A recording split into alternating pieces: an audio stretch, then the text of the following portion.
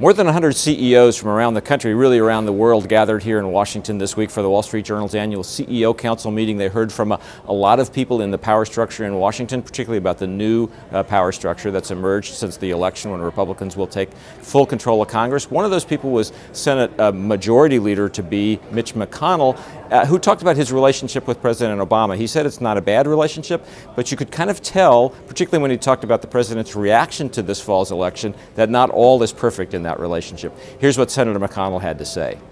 Well, we don't have any personal difficulties. In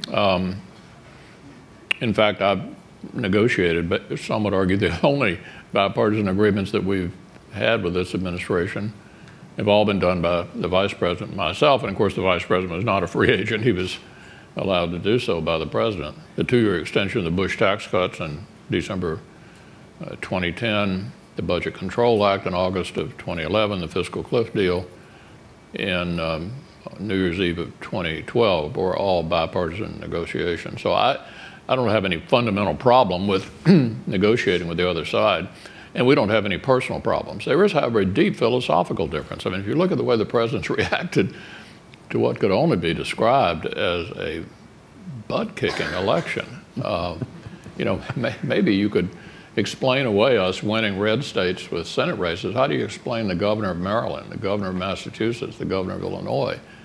By any objective standard, the president got crushed in this election.